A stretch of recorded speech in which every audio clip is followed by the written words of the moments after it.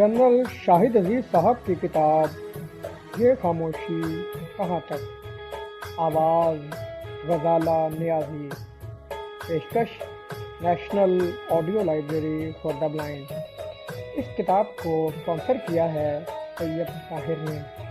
اگر آپ بھی کوئی کتاب اسپانسر کرنا چاہتے ہیں تو ہم سے رابطہ کریں۔ شکریہ۔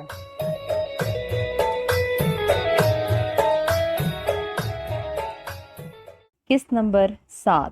امریکہ کو جیکب آباد ایئر بیس دینے کی مخالفت کی تھی۔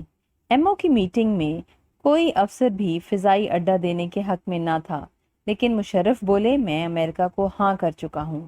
اس سے قبل افغانستان پر حملے کے لیے امریکی طیاروں کو بلوچستان کے اوپر سے گزرنے کی اجازت دی جا چکی تھی۔ امریکی احکامات کی تابعداری میں رکاوٹ بننے والوں کو سائیڈ لائن کر دیا جاتا۔ لیفٹیننٹ جنرل ریٹائرڈ شاہد عزیز کی کتاب سے اقتباسات۔ ایک شام میری بیٹی سارا نے کہا، جلدی ٹی وی دیکھیں، یہ کیا ہو رہا ہے؟ نیو یارک کے ورلڈ ٹریڈ سینٹر کی ایک بلند و بالا عمارت سے ہوائی جہاز ٹکرا چکا تھا۔ دھواں نکل رہا تھا۔ دیکھتے ہی دیکھتے ایک اور جہاز نمودار ہوا اور دوسری عمارت میں جا گھسا۔ سڑکوں پر ہنگامہ تھا۔ کچھ دیر میں دونوں ہی عمارتیں زمین بوس ہو گئیں۔ اس وقت ہم سمجھے نہیں کہ مسلمانوں پر بھی سورج غروب ہو رہا ہے۔ ایک مہینے بعد اکتوبر کی 12 تاریخ کو میں ترقی پا کر واپس جی ایچ کیو میں سی جی ایس تعینات ہو گیا، واپس ملک کے مسائل میں جھوٹ کے بازار میں الجھنے۔ 11 ستمبر 2001 کو ورلڈ ٹریڈ سینٹر کے ٹاورز گرنے کے بعد یونیپولر ورلڈ کی حقیقتیں کھل کر دنیا کے سامنے آ گئیں۔ یہ واقعہ انتہائی مشکوک حالات میں رونما ہوا۔ امریکہ کے بہت سے ماہرین کا دعویٰ ہے کہ یہ کام امریکہ کی خفیہ ایجنسیوں اور یہودی تخریب کاروں کے گٹھ جوڑ سے رونما ہوا۔ وہ اس کے شواہد پیش کرتے ہیں۔ کسی بھی مجرمانہ کارروائی میں سب سے پہلے یہ چیز دیکھی جاتی ہے کہ اس کارروائی سے کون مستفید ہوا، اور 9/11 کے واقعے سے یقیناً یہودیوں کے عزائم کو، جن کا بیڑا امریکہ کی حکومت اور ان کے ساتھیوں نے اٹھایا ہوا ہے، تقویت ملی۔ یہ جیسے بھی ہوا، امریکہ کے لیے مسلم دنیا پر چھا جانے کا ٹریگر بنا۔ دوسرے ہی دن general Colin Powell, U S secretary of state general Colin Powell نے جنرل مشرف کو فون کر کے کہا، کیا آپ ہمارے ساتھ ہیں یا ہمارے خلاف؟ جنرل مشرف کی کتاب سے پتہ چلا کہ انہوں نے جواب دیا کہ ہم آپ کے ساتھ ہیں۔ اس ساتھ دینے کی کیا حدیں تھیں نہیں لکھا۔ جس طرح بعد میں امریکہ کے احکامات کی ہم نے تابعداری کی، پتہ لگا کہ ان حدوں کا تعین نہیں کیا گیا۔ کوئی معاہدہ نہیں تھا جس سے حدود کا تعین ہو سکے۔ جنرل مشرف بھی آہستہ آہستہ بات کو کھولتے رہے، جس سے لوگوں کو چھوٹے چھوٹے گناہ کرواتے ہوئے بڑے گناہ کی طرف مائل کیا جائے۔ پھر جہاں رکاوٹ آتی اسے یا تو دبا کر چپ کرا دیا جاتا یا ہٹا دیا جاتا، یا پھر اطلاعات اور احکامات کے دائرے سے باہر رکھا جاتا۔ اس کی صفائی بعد میں انہوں نے یوں پیش کی کہ کہہ دیا کہ سب کو بتانا لازم نہیں ہوتا، ضرورت کے مطابق یعنی نیڈ ٹو نو بیسس بتایا جاتا تھا۔ ایک زبانی سا امدادی نظام چلتا رہا جس کی حدیں آہستہ آہستہ بڑھائی جاتی اور ہمارے دشمن اپنے مقاصد حاصل کرتے رہتے، ہم ہاں کرتے رہتے اور اس دلدل میں ڈوبتے رہے۔ حکومت محفوظ رہی اور پیسے آتے رہے۔ جب کور کمانڈر کانفرنس میں یہ مسئلہ اٹھا، میں مری میں تھا۔ 1 ماہ بعد جی ایچ کیو آیا۔ تب تک اس موضوع پر تمام جھگڑے نپٹائے جا چکے تھے۔ مجھے آنے پر پتہ چلا کہ کور کمانڈروں کی کانفرنس میں کچھ کور کمانڈروں نے امریکہ کا ساتھ دینے کی مخالفت کی، کچھ نے جنرل مشرف کا ساتھ دیا اور زیادہ تر خاموش رہے۔ جنرل مشرف مخالفت کرنے والوں پر ناراض ہوئے، پھر اپنا نقطہ نظر بیان کر کے بات ختم کر دی۔ خاموش کرنے والے ہاں میں شامل ہوئے۔ میں وثوق سے نہیں کہہ سکتا کہ کیا باتیں ہوئیں، مگر لب لباب یہ تھا کہ پاکستان کے مفاد میں نہیں کہ ہم امریکہ کے خلاف کھڑے ہوں اور نہ ہی ہماری صلاحیت اتنی ہے۔ ہم نے اپنی معیشت کو تباہی سے بچانا ہوگا۔ یہ تمام باتوں سے اہم ہے، ہندوستان امریکہ کو اپنی سرزمین استعمال کرنے کا عندیہ دے چکا ہے اور کہا ہے کہ آخر آپ کو پاکستان سے بھی تو نمٹنا ہے، ہندوستان سے کارروائیاں شروع کریں اور افغانستان اور پاکستان دونوں مسئلوں کو ایک بار ہی لپیٹ لیں۔ کہا گیا کہ ہم اس لڑائی سے باہر رہیں گے۔ اپنی کتاب میں لکھتے ہیں، اگر غلط فیصلہ کرتے تو ہماری ایٹمی صلاحیت بھی خطرے میں پڑ سکتی تھی۔ یعنی بھوک کا جھوٹا خوف دلا کر اپنی طاقت کو اپنی کمزوری ظاہر کیا۔ ملک میں سوائے چند بجھے بجھے سے اختلافات کے سبھی نے ان کا ساتھ دیا۔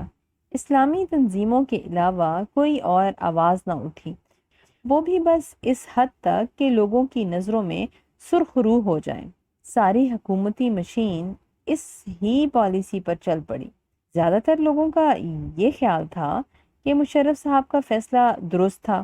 آج بھی یہی سوچ نمایاں ہے۔ سی جی ایس کی کرسی پر لیفٹیننٹ جنرل عزیز کے بعد لیفٹیننٹ جنرل یوسف آ گئے تھے۔ جب میں سی جی ایس آیا تو وہ جنرل بن کر وائس چیف کے عہدے پر فائز تھے۔ جنرل یوسف فوج میں سخت خو کمانڈر کے طور پر جانے جاتے تھے، مگر ایک سخت خول کے اندر ایک نہایت نرم دل انسان تھا، اللہ سے خوف کھانے والا۔ جب نیا سی جی ایس تعینات کرنا تھا تو چونکہ جنرل مشرف خود آرٹلری سے تھے اور نئے وائس چیف آرمڈ کور سے تھے، اس لیے انہیں مشورہ دیا گیا کہ کسی انفینٹری کے افسر کو لگانا مناسب ہوگا، ورنہ ان کے ذہن میں سی جی ایس کے لیے کسی اور کا نام تھا۔ اس وجہ سے مجھے جنرل یوسف کے کہنے پر 8 ماہ کی ڈویژن کی کمانڈ کے بعد ہی پروموشن دے کر یہاں لایا گیا۔ 2 سال بعد جب میں یہاں سے فارغ ہو کر جا رہا تھا تو الوداعی چائے پر جہاں جی ایچ کیو کے اور بہت سے جنرل افسر آئے ہوئے تھے، جنرل یوسف نے میرے بارے میں کہا کہ ان کی وجہ سے میرا کام نہایت آسان رہا، کیونکہ تمام چیزوں پر خود ہی فیصلہ دے دیا کرتے تھے۔ نہ جانے وہ ناراض تھے یا تعریف کی تھی۔ مجھے جنرل مشرف کے احکامات وائس چیف ہی کے ذریعے ملتے۔ میرے 2 سال یہاں رہنے میں ایک مرتبہ بھی سی جی ایس کے طور پر میری اپنی چیف سے اکیلے میں ملاقات نہیں ہوئی۔ جب ملاقات ہوتی کسی میٹنگ میں ہوتی جہاں کافی لوگ ہوتے، یا پھر کسی نجی محفل میں جہاں سرکاری بات نہ ہو سکتی۔ فوج کے دستور کے مطابق ایک سٹاف آفیسر اپنے کمانڈر کی مخالفت اس کے ماتحت کمانڈروں کی موجودگی میں نہیں کرتا۔ اگر کوئی اختلاف ہو تو علیحدگی میں اسے آگاہ کرتا ہے۔ شاید اسی وجہ سے مجھے مشرف صاحب سے یوں ملنے کا شرف حاصل نہ ہو سکا۔ جنرل مشرف نے حکومت میں آنے کے کچھ عرصہ بعد ہی فرقہ وارانہ تنظیموں پر سختی شروع کر دی تھی۔ یہ خوفناک گروہ ایران عراق کی جنگ کے دنوں سے پاکستان میں زور پکڑ چکے تھے۔ سعودی اور ایرانی پیسوں پر پلنے والی یہ تنظیمیں ملک میں نفرتوں کے بیج بوتیں اور فرقہ وارانہ فساد پیدا کرتی، فساد پھیلانے کی خاطر عوام پر حملے بھی کرتے۔ ایک زمانے میں ایران کے ثقافتی مراکز بند کرنے کی تجویز بھی دی گئی تھی، لیکن پیچیدگیوں کے باعث اس منصوبے پر عمل نہ ہو سکا۔ سعودی عرب سے چونکہ تیل کی صورت میں مالی امداد ملتی تھی، اس لیے ان کا زور زیادہ تھا۔ پچھلی حکومتوں نے کچھ ان کے خوف سے اور کچھ ان کی پشت پر کھڑی طاقتوں کے دبدبے سے دونوں اطراف کی تنظیموں پر ہلکا ہاتھ رکھا۔ ان تنظیموں نے ملک میں بہت خرابی پھیلائی۔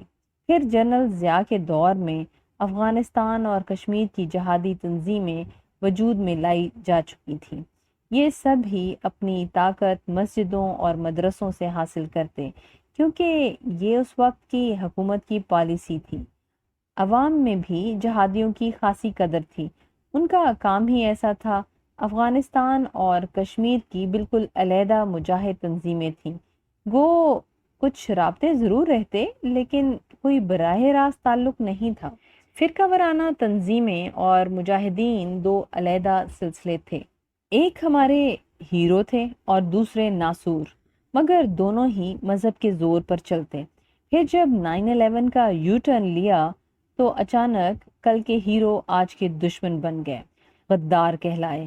کشمیر کے مجاہدین تو کچھ نہ کچھ سنبھل ہی گئے کیونکہ ان کا سلسلہ آہستہ آہستہ ختم کیا گیا۔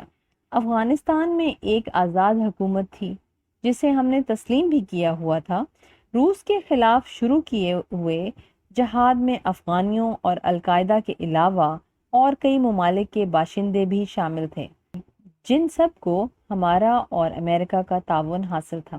پھر جب افغانستان سے سوویت یونین چلا گیا تو کئی غیر ملکی مجاہدین پاکستان ہی میں رہ گئے، یہی شادیاں کی اور اپنے بچوں کے ساتھ رہتے رہے۔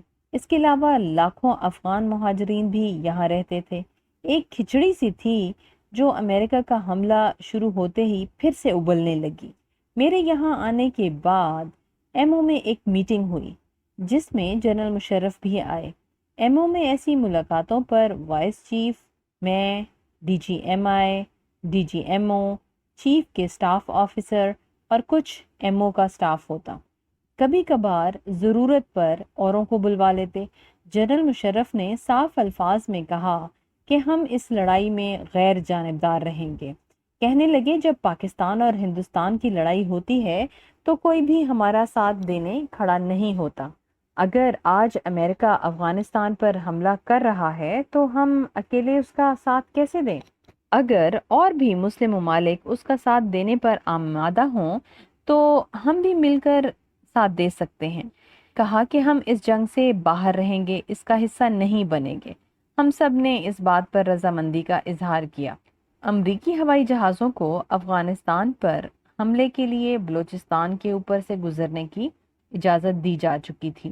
کچھ دنوں بعد ایم او میں ایک اور میٹنگ ہوئی جس میں جنرل مشرف نے کہا کہ امریکہ جیکب آباد کا ہوائی اڈہ استعمال کرنا چاہتا ہے تاکہ اگر کسی ہوائی جہاز میں کارروائی کے دوران فنی خرابی ہو جائے تو ایمرجنسی لینڈنگ کر سکے۔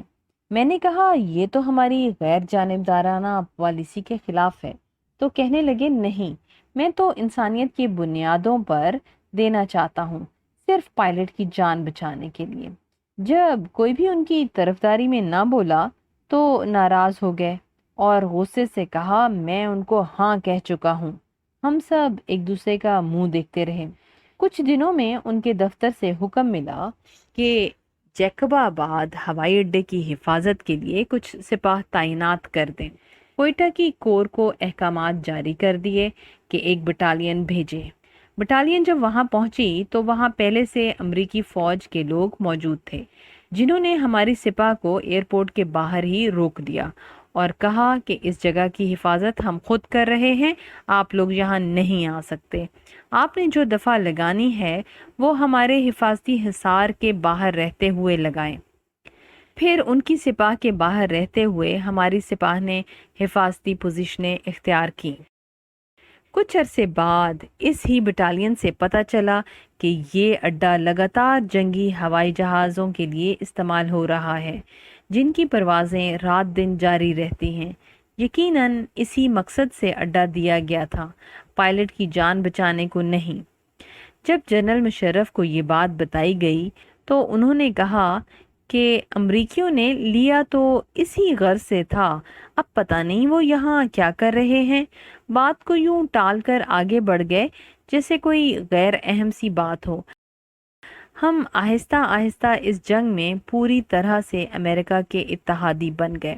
افغانستان میں مسلمانوں کے قتل عام میں اس طرح ملوث ہو گئے جیسے امریکہ کے باقی اتحادی۔ صرف ایک جھوٹ کا پردہ آنکھوں پر ڈال دیا گیا جسے رفتہ رفتہ یہ رنگ دینا شروع کیا کہ یہ جنگ ہماری اپنی بقا کی جنگ ہے۔ اختتام قسط نمبر 7۔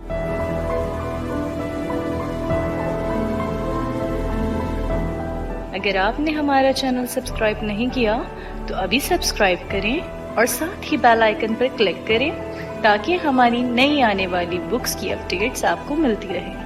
لائک کریں، شیئر کریں اور کمنٹس کر کے اپنی رائے کا اظہار کریں، اور یہ بھی بتائیں کہ آپ کو ہماری بکس کیسی لگتی ہیں۔ مزید معلومات اور ڈسکشن کے لیے ڈسکرپشن میں دیے گئے لنک پر کلک کر کے ہمارا واٹس ایپ گروپ جوائن کریں۔ شکریہ۔